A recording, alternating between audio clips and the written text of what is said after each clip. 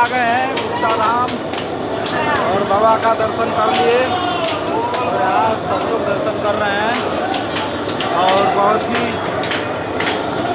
गर्मी हो रहा है और गैस बना रहा है और दिखा रहे हैं आप लोगों को।